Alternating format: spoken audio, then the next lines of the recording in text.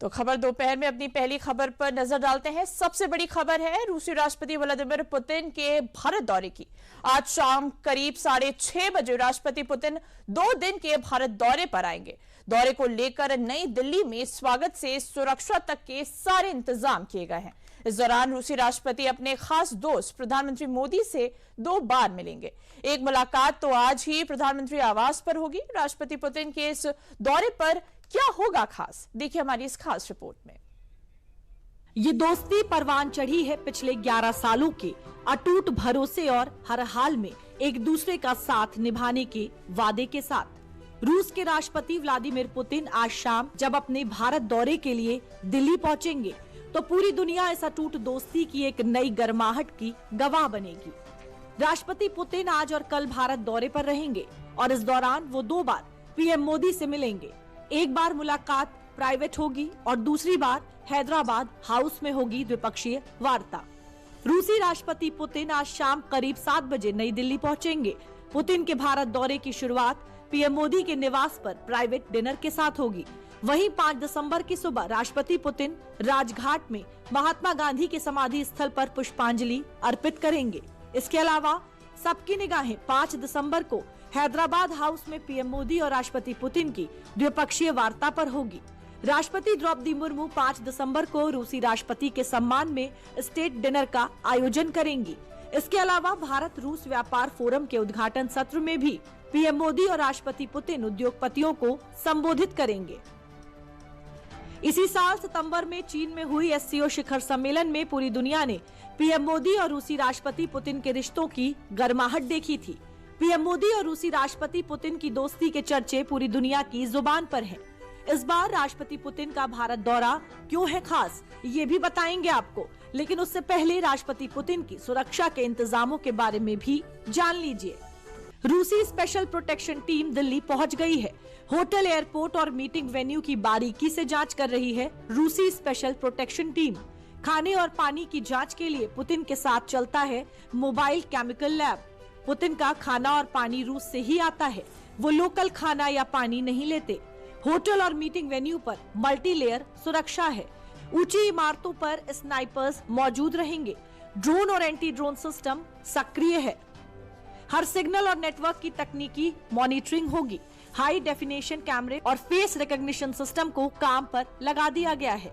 Police control room में 24/7 special monitoring की जा रही है।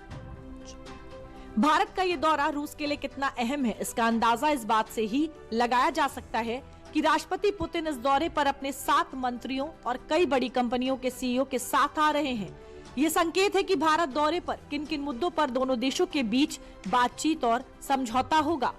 राष्ट्रपति पुतिन के साथ रक्षा मंत्री, वित्त मंत्री, कृषि मंत्री, आर्थिक विकास मंत्री, स्वास्थ्य मंत्री, पुतिन के परिवहन मंत्री और गृह मंत्री भारत दौरे पर आ रहे हैं।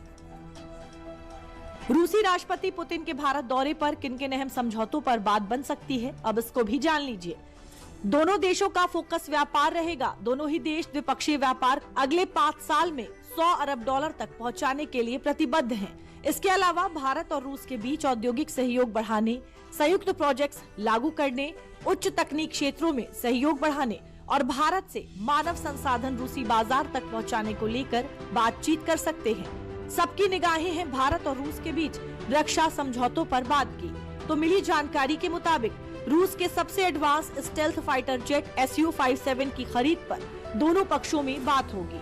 बातचीत में टेक्नोलॉजी ट्रांसफर और संयुक्त उत्पादन पर भी चर्चा होगी।